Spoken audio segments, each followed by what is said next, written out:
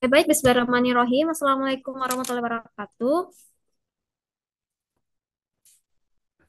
Salam Swastiastu, Namo Buddhaya, dan salam kebajikan. Selamat pagi dan salam sejahtera untuk kita semua. Baik, sebelumnya saya ucapkan banyak terima kasih kepada Ibu, Bapak, dan teman-teman yang kiranya telah join pada pelatihan webinar pada pagi hari ini, yang dimana nanti akan dibawakan oleh narasumber hebat kita yang seperti yang telah ada di poster yang telah di-share. Oke, baik.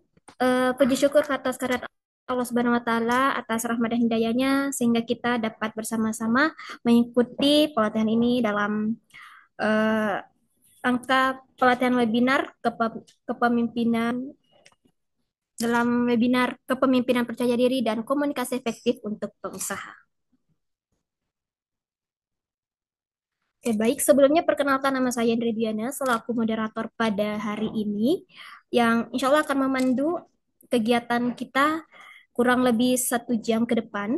Dan semoga teman-teman bisa menyimak dari apa yang akan disampaikan oleh narasumber nantinya.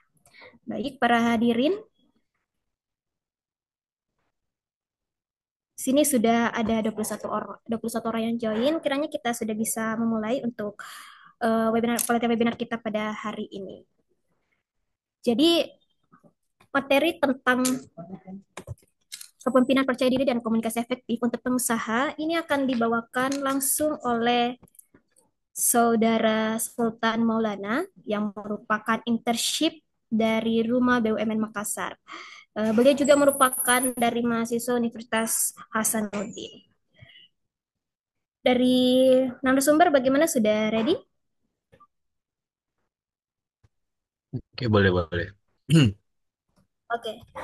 Waktu dan tempat langsung saja saya persilahkan. Boleh ada yang share screen dari teman-teman?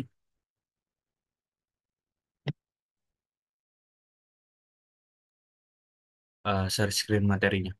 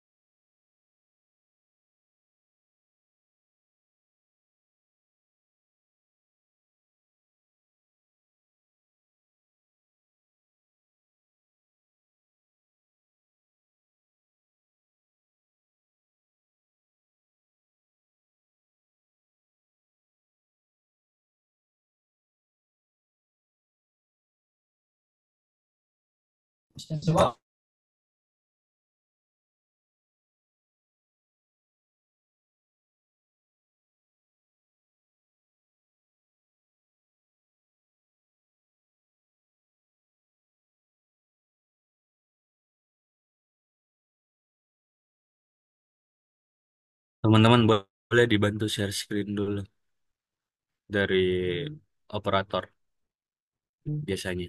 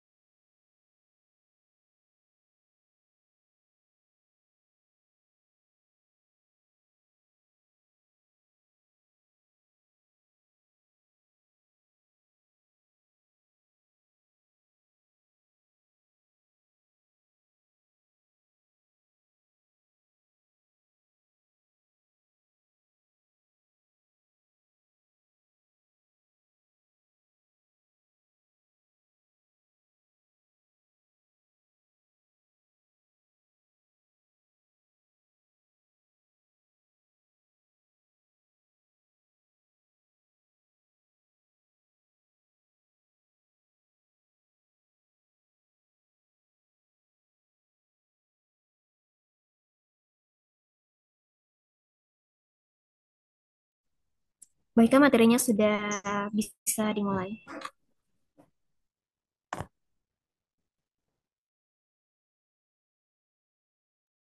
Baik, apakah suara saya kedengaran dengan jelas? Oke, jelas. Jadi, Bismillahirrahmanirrahim. Assalamualaikum warahmatullahi wabarakatuh. Waalaikumsalam warahmatullahi wabarakatuh.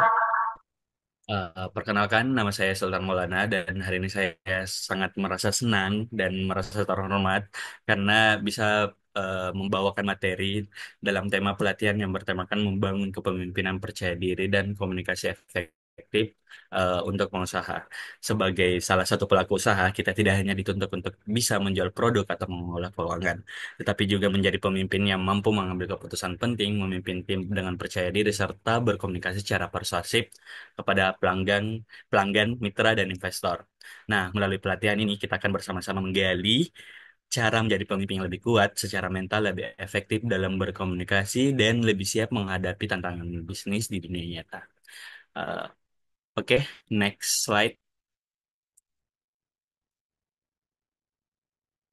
Nah, di sini membangun kepercayaan diri sebagai pemimpin. Nah, di sini apa sih itu kepercayaan diri? Nah, kepercayaan diri adalah sikap yakin terhadap kapasitas diri sendiri dalam berpikir, berbicara, dan bertindak. Ini bukan berarti merasa sempurna atau tidak pernah salah, melainkan menyadari potensi serta tetap mampu bertindak meski tidak ada kepastian. Nah, dalam konteks kepemimpinan, kepercayaan diri terlihat ketika seseorang pemimpin berani berbicara di depan tim atau publik, terus mampu mengambil keputusan tanpa menunda dan tidak mudah goyah oleh kritik atau penolakan. Nah, kedua itu mengapa mengapa kepercayaan diri itu penting. Nah, kepercayaan diri itu menjadi kekuatan internal yang membantu pengusaha. Nah, karena kepercayaan diri itu kita bisa apa ya mengambil risiko yang terukur, terus membangun kredibilitas di hadapan pelanggan dan investor, dan memotivasi tim untuk tetap semangat dalam menghadapi tantangan. Nah, pemimpin yang percaya diri menciptakan lingkungan kerja yang stabil, penuh energi positif dan visioner. Terus, bagaimana sih cara membangun kepercayaan diri? Teman-teman bisa yang pertama itu kita bisa lakukan eh, eh, kenali dan hargai kekuatan diri. Nah, ketika kita sudah mengenali dan mengetahui kita hargai kekuatan diri kita, kita bisa eh, untuk melakukan hal tersebut itu kita bisa yang pertama itu buat daftar kemampuan diri. Nah, misalnya teman-teman eh, kemampuan dirinya itu pandai membangun relasi, cepat belajar, terus jujur, dan teman-teman juga bisa melakukan eh, minta masukan dari rekan kerja atau teman-teman tentang kelebihan Anda. Terus yang kedua itu ubah pola pikir tentang kegagalan. Nah, di sini kan ketika kita sudah merasa gagal, biasanya kita sudah tidak mau mencoba lagi. Nah, teman-teman itu eh, pandangannya kita ubah. Nah, kita lihat kegagalan itu sebagai pembelajaran, bukan aib. Nah, terus setelah kita melihat kita sudah melihat kegagalan sebagai pembelajaran, kita mengevaluasi atau grow up. Kita apa yang bisa diperbaiki dari kegagalan tersebut, apa yang kita bisa lakukan supaya kegagalan yang kemarin tidak terjadi lagi. Terus eh, Terus yang ketiga itu latih bahasa tubuh dan komunikasi positif. Nah, ketika teman-teman berbicara dengan seseorang, usahakan kita harus berdiri dengan tegak dan jangan menunduk. Terus tersenyum dan tatap mata lawan bicara saat berbicara dan gunakan suara yang jelas dan meyakinkan. Nah, sebenarnya di sini saya mau lebih interaktif dengan teman-teman. Tapi kalau teman-teman lagi maksud saya bisa lebih interaktif nggak sama teman-teman? Di sini saya minta teman-teman eh, untuk sediakan kertas dan pulpennya, dan saya akan ini memberikan apa ya? latihan praktis untuk teman-teman. Jadi di sini mudah kok. Jadi kayak ini saya meminta teman-teman sediakan kertas dan pulpennya, terus tulis 5 kekuatan pribadi teman-teman dan tulis 3 pengalaman sukses yang paling membanggakan dari diri teman-teman. Bisa bisa nggak kita lebih interaktif? Bagaimana teman-teman? Bagaimana moderator? Bisa nggak teman-temannya kita lebih interaktif dalam pelatihan ini? Teman-teman bisa siapkan kertas untuk tulis yang sudah menjadi kebanggaan dari teman-teman. Bisa nanti dicatat dan akan disampaikan nantinya. Ayo, teman-teman. Ayo kita lebih interaktif.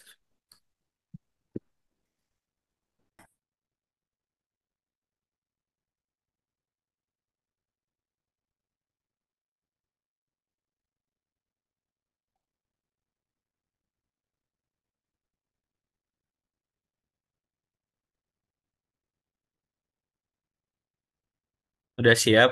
Kalau udah siap ini saya minta teman-teman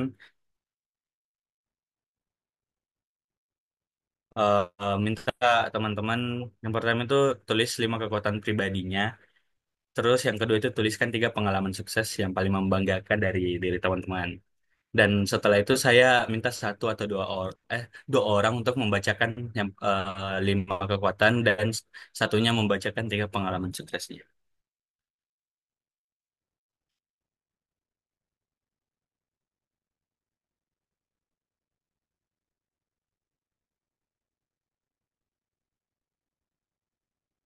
Ada yang sudah menuliskan?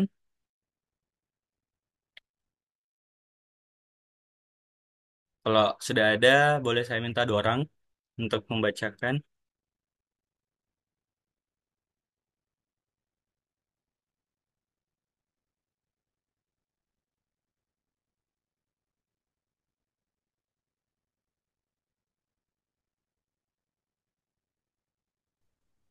Ayo, bagaimana dari Kareba Pos Makassar? Kayaknya udah siap ini. Boleh, boleh. Ayo.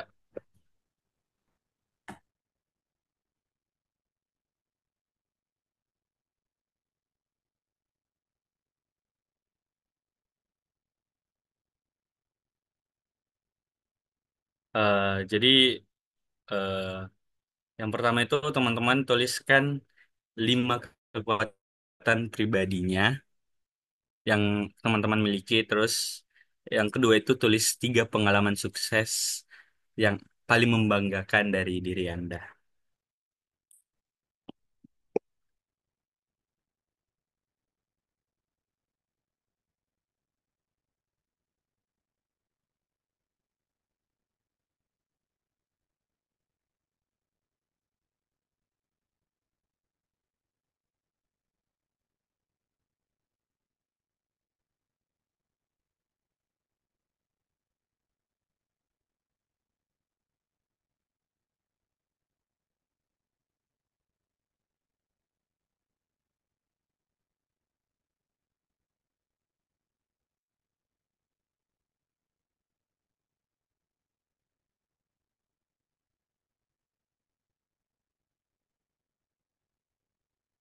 Jika sudah teman-teman ada yang sudah bisa bacakan. Nah, kalau teman-teman boleh satu dua orang. Kalau nggak ada, oke boleh di-keep saja dulu buat teman-teman sendiri. Intinya teman-teman sudah menuliskan 5 kekuatan pribadi dan 3 pengalaman sukses yang paling membanggakan. Nah, boleh di-keep saja untuk dirinya sendiri. Tapi yang saya mau sampaikan itu gini, buat teman-teman, ketika kita merasa ragu, kita bisa salah satu bentuk penghargaan diri kita itu kita bisa ini eh, em, rasanya kita sebenarnya sudah melakukan hal-hal hebat di kemarin-kemarin dan untuk hari ini mungkin kita bisa lagi lebih hebat untuk menjadi seorang pemimpin dan 5 kekuatan pribadi tersebut juga sebagai modal kita untuk sebagai jadi pemimpin. Next, selanjutnya. Nah, next.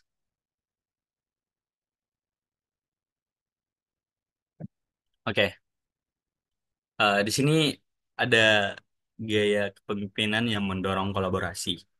Nah, di sini ada tiga gaya kepemimpinan yang umum pada umumnya yang biasa teman-teman yang biasa saya lakukan dan mungkin orang-orang juga biasa lakukan. Yang pertama itu ada direktif. Nah, ciri utama dari direktif itu pengambilan keputusannya itu diambil sepenuhnya oleh kepemimpin. Nah, dan eh, kapan bisa eh, ketika saat krisis atau tim masih baru atau belum berpengalaman atau lagi di mana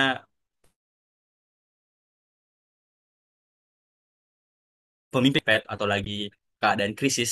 Jadi pemimpin bisa melakukan atau mengambil keputusan secara direktif. Yang kedua itu partisipatif. Nah, pemimpin melibatkan tim dalam pengambilan keputusan. Nah, di sini tuh apa ya, pemimpin menerima saran ataupun masukan-masukan dari bawahannya. Terus di sini tuh kapan bisa digunakan saat membangun kepercayaan dan komitmen tim. Jadi ketika kita sudah mempercayai tim, sebuah tim atau kita ingin membangun komitmen sebuah tim, kita bisa menggunakan gaya partisipatif. Terus untuk yang kedua itu delegatif. Nah, pemimpin mempercayakan keputusan pada tim. Jadi kita ini mendelegasikan sebuah anggota untuk mengambil sebuah keputusan. Jadi di sini bukan cuma pemimpin saja yang bisa mengambil keputusan, tapi eh, bawahan atau tim kita pun bisa mengambil keputusan ketika pemimpin sudah percaya dengan timnya tersebut. Nah, di sini tapi kita garis bawahi kalau tim tersebut itu sudah matang, kreatif dan mandiri. Jadi eh, pasti pemimpin juga selektif untuk memberikan delegasi tersebut. Terus menentukan gaya yang tepat itu kalau teman-teman bertanya bagaimana sih cara menentukan gaya yang tepat untuk dalam eh, tiga gaya kepemimpinan tersebut, ya kita pastinya harus mempertimbangkan beberapa faktor, yaitu pertama itu kondisi usaha. Apakah bisnis Anda masih tahap awal atau sudah stabil? Yang kedua itu komposisi tim. Nah, kita juga bisa mempertimbangkan dari segi komposisi tim. Apakah timnya sudah butuh arahan atau bisa bekerja secara mandiri? Dan yang ketiga itu konteks situasi. Nah, ketiga dari ketiga gaya tersebut itu kita bisa gunakan dalam konteks dalam situasi apa ya, situasinya sendiri. Jadi, apakah Anda menghadapi tantangan besar atau dalam fase ekspansi seperti itu? Eh, Boleh, next.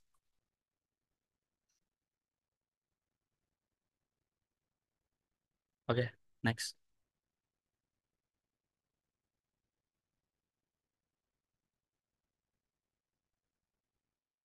Nah, eh, kita selanjutnya eh, ini berbicara efektif untuk mempengaruhi dan penjualan.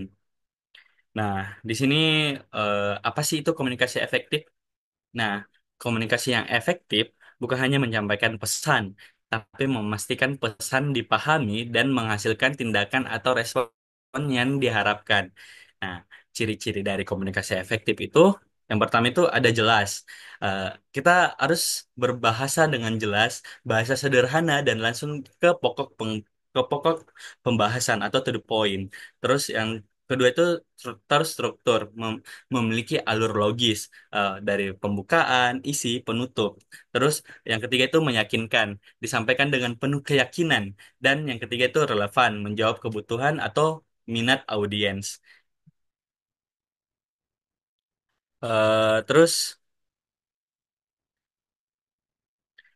next, boleh? Nah, selanjutnya itu komunikasi persuasif dalam negosiasi dan kerjasama. Nah, di sini apa itu sih komunikasi persuasif? Nah, komunikasi persuasif ini adalah keterampilan membujuk atau mempengaruhi orang lain secara etis, berdasarkan empati dan kepercayaan, bukan manipulasi.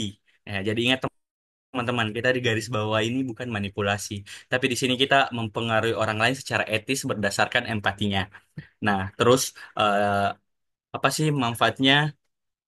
Di sini kita manfaat dalam berkomunikasi dalam dunia usaha itu kita bisa dapat menjual produk tanpa memaksa.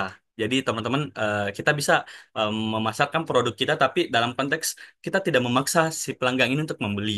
Terus yang kedua itu menarik mitra bisnis atau investor. Dan yang ketiga itu memperoleh kesepakatan kerjasama yang saling menguntungkan. Terus prinsip dasar dalam komunikasi eh, persuasif yang pertama itu kita eh, pahami kebutuhan audiens. Jangan bisa di sini kita pahami kebutuhan audiens itu eh, kita jangan bicara soal fitur saja atau apa yang kita sediakan, tapi kita bicara manfaatnya juga dari produk kita. Terus yang kedua itu bangun kepercayaan. Dengarkan dengan aktif, jangan langsung menjual. Jadi kita di sini apa ya komunikasinya dua arah, bukan cuma kita saja yang eh, berbicara tentang produk kita, tapi kita juga mendengarkan dengan aktif. Terus yang ketiga itu gunakan bukti nyata. Kita sertakan testimoni, data hasil, atau studi kasus yang dapat mendukung produk kita. Terus teknik negosiasi dasar. Nah, di sini itu apa ya? Teknik negosiasi dasar itu win to win atau kita bisa menang bersama. Jadi di sini kita kalau negosiasi itu harus mendapatkan keuntungan bersama, bukan keuntungan hanya dari si pelanggan atau dari si penjualnya. Terus di sini kalau untuk menggunakan teknik teknik negosiasi dasar itu kita harus mengendalikan emosi dan hindari debat emosional. Jangan sampai kita berdebat dengan pelanggan tersebut. Terus di sini sebenarnya ada lagi sesi interaktif seperti latihan role play, tapi mungkin kita skip saja langsung ya.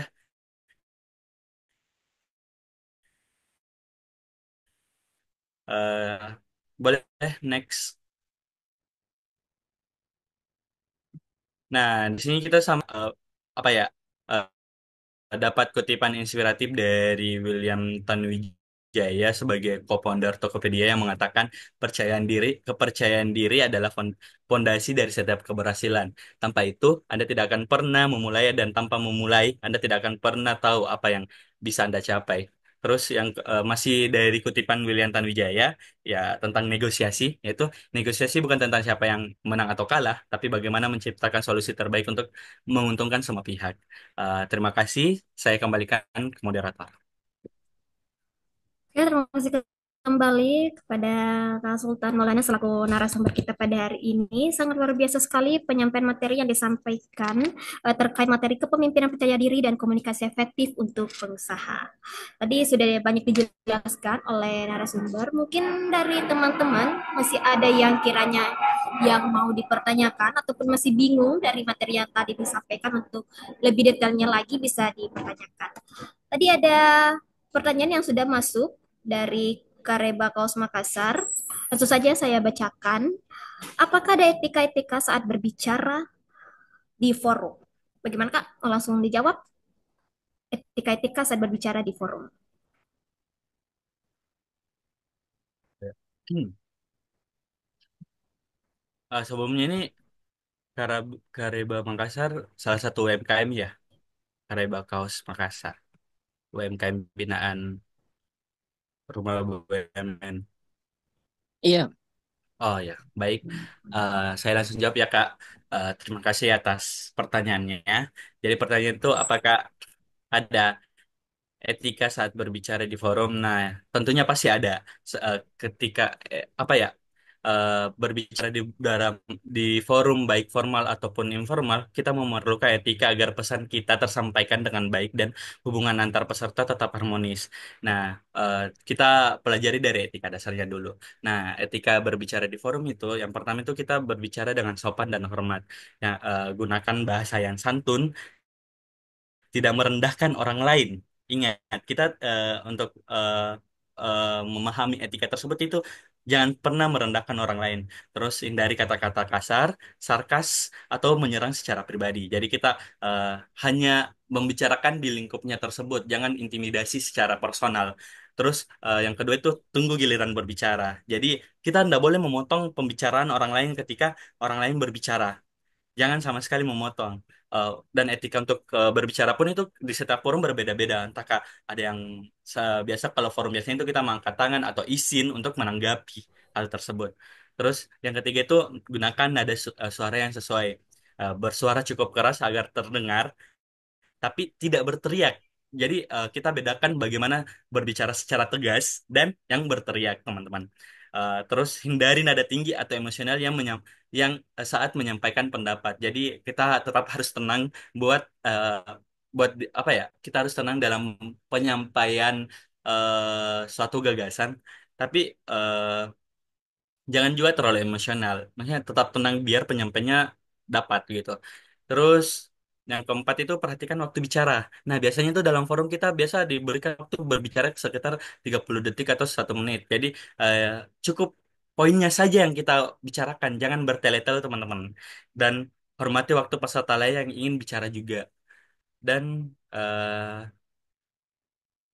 kita juga yang terakhir itu mungkin kita harus berargumen dengan fakta, bukan emosi. Jadi, teman-teman, ketika kita berargumen, harus kuat gagasannya. Sampaikan pendapat pendapat berdasarkan pengalaman, data, atau logika.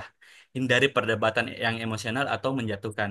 Dan yang paling penting juga, kita harus gunakan bahasa tubuh yang positif. Jangan mengacungkan jari tengah ataupun yang sejenisnya. Dan hormati perbedaan pendapat. Itu saja, moderator. Bagaimana karya bakal Siga? Bagaimana dari Kareba Kos Makassar sudah jelas. Oke, ada pertanyaan lagi tambahan dari Kareba Kos Makassar. Eh, Tolong diberikan contoh-contohnya yang praktis dalam praktis bisnis. Contoh-contoh yang praktis dalam praktis bisnis.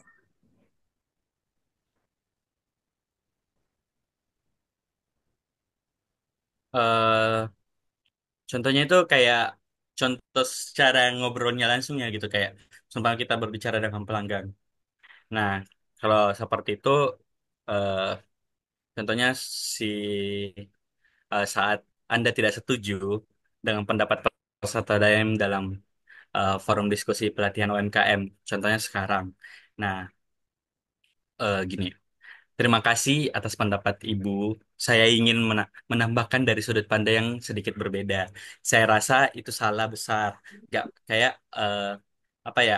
Kayak tidak boleh, tidak boleh langsung kayak apa di kayak kita eh, kayak mensalahkan orang tersebut. Ketika seumpama kita berdiskusi dengan dengan UMKM ataupun pelanggan, kita seumpama kayak sebenarnya dia ngejudge produk kita, tapi eh, kita ingin menanggapi. Jangan langsung bilang saya rasa itu salah besar atau nggak masuk akal. Nah, teman-teman nggak boleh begitu. Kita ya harus lebih apa ya, anak Gen Z bilang soft spoken gitu kan. Jadi kita harus berbicara dengan nada yang eh, ber eh, yang sopan gitu kayak terima kasih atas pendapat Ibu. Saya ingin menambahkan dari sudut pandang yang sedikit berbeda seperti itu. Seperti itu sih contohnya. Oke, bagaimana dari Kareba Kos Makassar sudah jelas. Yang jelasnya kalau misalnya ada orang lain yang menjudge usaha kita, kita harus tetap profesional dan tetap berperilaku soft spoken lah, kurang lebih seperti itu. Oke, ada tambahan lagi. Ya. Gimana cara menjawab Gen Z saat ujian wawancara masuk lamaran kerja?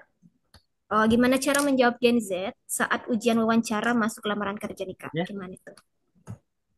Eh, Gimana cara menjawab Gen Z saat ujian wawancara masuk lamaran kerja, padahal dia belum ada pengalaman.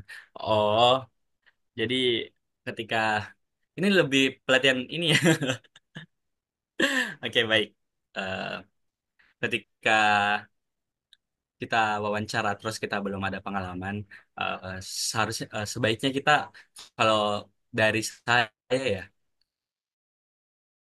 kalau dari pengalaman pribadi itu eh, saya biasanya meyakinkan kayak eh, oke, memang saya belum pernah ada pengalaman di bidang tersebut, tapi beberapa pengalaman sebelumnya mungkin relevan dengan pengalaman yang saya daftari hari ini. Jadi kita harus melihat relevansi dari pengalaman yang sebelum-sebelumnya.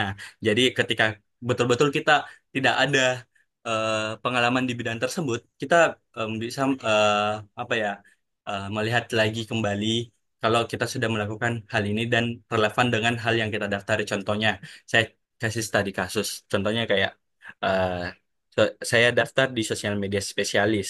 Nah, kan sosial media spesialis itu lebih ke dia yang handle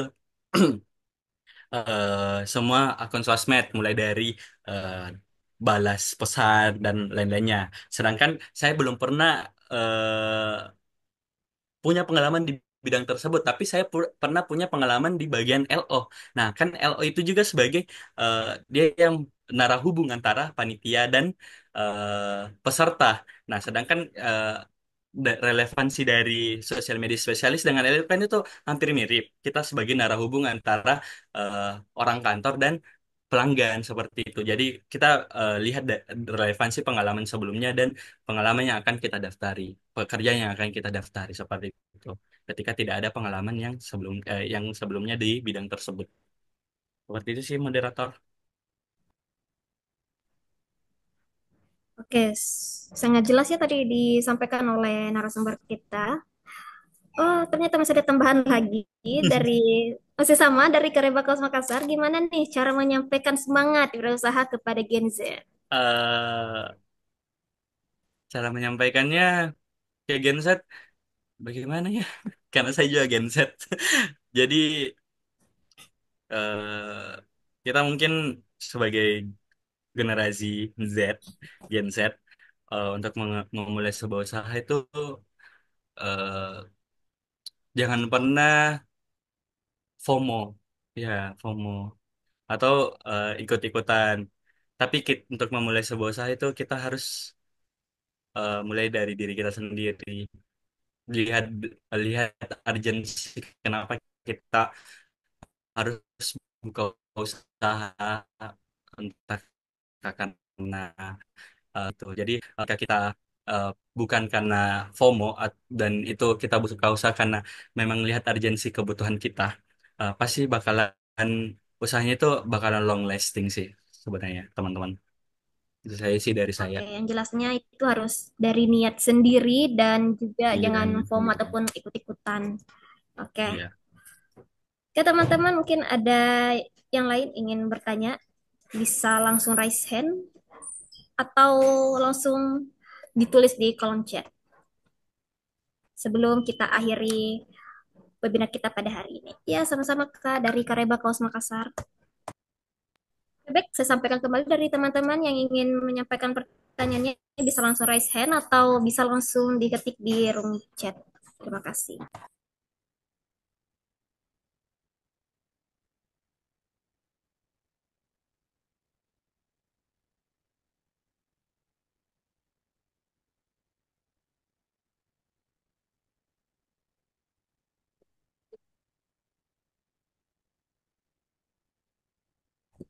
Ya, teman-teman bisa langsung raise hand, gunakan fitur raise hand atau langsung diketik di room chat.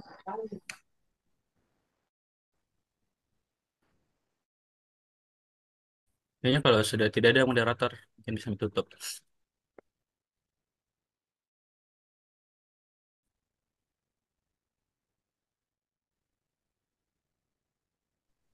Oke, ada satu dari Kalidia. Oke, Bisa silakan. langsung diaktifkan audionya. Oke, baik. Terima kasih atas kesempatannya. Kan tadi berbicara mengenai kepercayaan diri pemimpin. Nah, yang saya mau tanyakan itu, jika kita sebagai pemimpin baru, em, kira-kira bagaimana cara mengatasi rasa gugup atau nervous saat berbicara di depan tim kita? Mungkin itu saja. Terima kasih. Cara atasi gugup ya atau nervous. Iya, terus sekali Kak.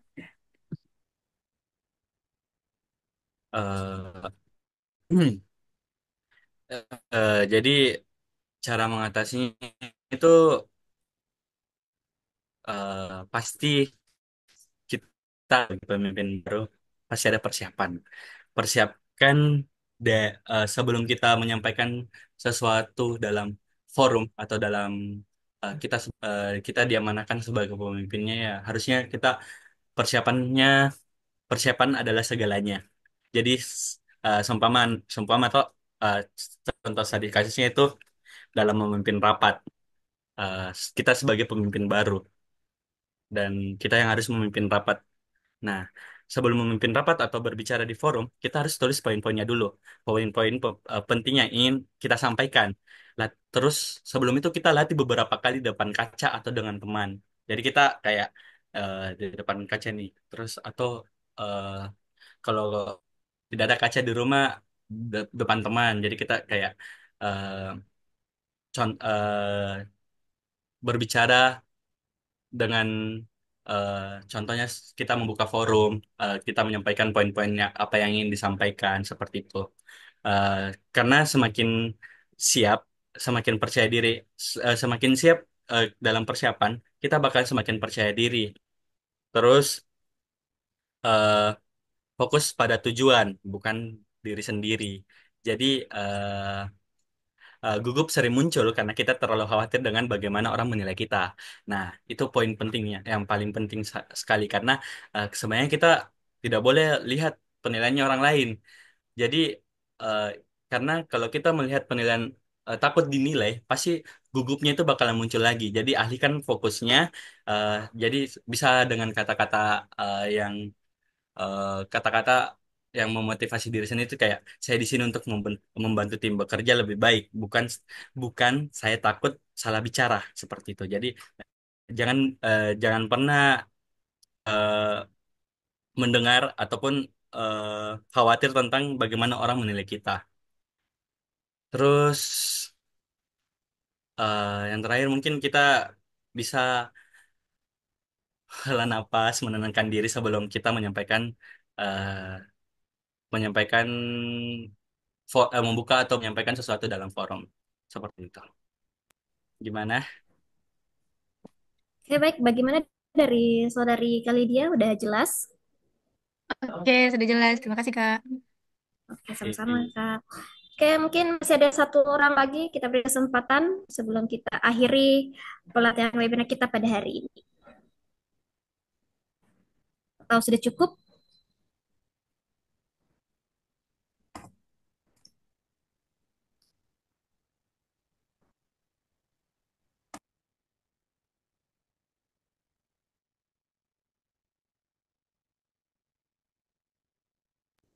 Ayo.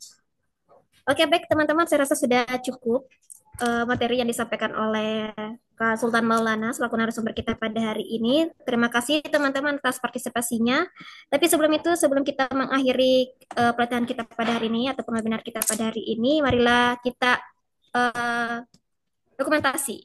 Jadi saya harap teman-teman bisa aktifkan kamera terlebih dahulu untuk bisa di screenshot.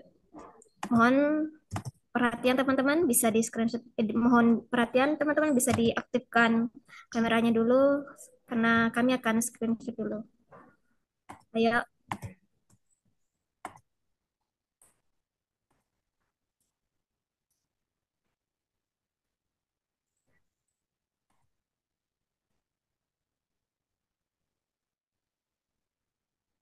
oke, belum.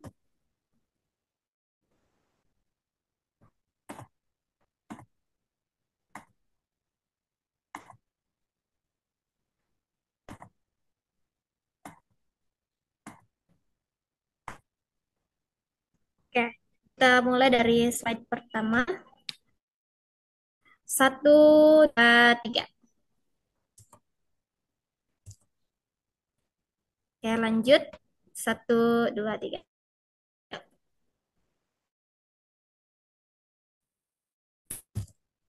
Kesempatannya telah join pada pelatihan webinar kita pada hari ini. Saya ucapkan terima kasih juga kepada narasumber Kak Sultan Maulana atas kesempatannya telah memberikan materi ataupun ilmu kepada teman-teman sekalian.